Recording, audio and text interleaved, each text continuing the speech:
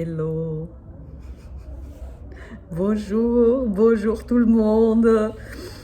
Nous voilà pour une autre fenêtre. Et waouh, c'est passionnant. Je pensais pas faire un tel voyage avec vous.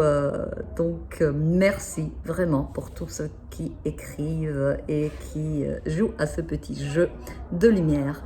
Donc, aujourd'hui, c'est Laure-Élise. Alors, Laure-Élise nous dit comment relier dans le référentiel de naissance l'être et le faire. Nous dit un peu trop vaste peut-être.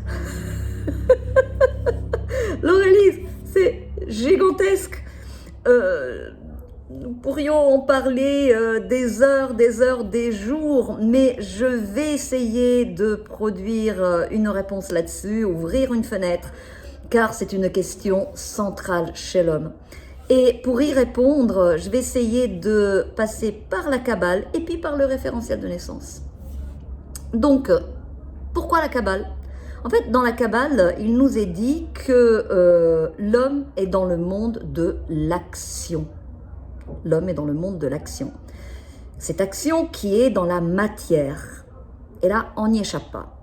Cependant, il est aussi expliqué que l'action se décline en action matérielle et en action spirituelle.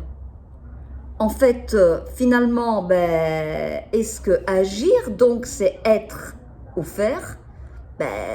Peut-être que un premier pas de réponse va être dans est-ce que je suis dans une action matérielle ou une action, oh mon Dieu, un mot difficile, ontologique, c'est-à-dire de l'être.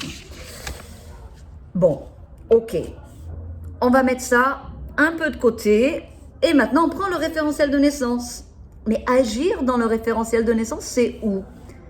C'est ce qu'on appelle la maison 4. La maison 4, l'arcane qui s'y trouve.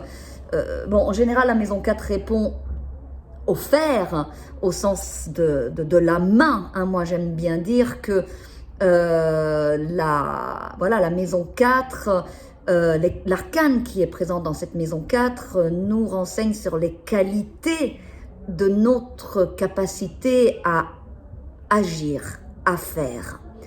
Mais j'aime cette image de la main parce que pour moi, c'est la main de l'artisan, la dextérité par laquelle il façonne la matière brute. Et la maison 4 devient comme un exercice de cette action, un peu comme la main finalement de Michel-Ange peut modeler le marbre pour en sortir la piété. Nous sommes dans ce modelage de la matière brute de notre expérience pour en sortir l'œuvre, le grand œuvre de notre chemin de vie. Donc, alors la maison 4, c'est finalement être ou faire. Moi, j'aime bien questionner la maison 4 en disant, mais faire pour être ou être pour faire, ou peut-être un peu des deux, car en fait,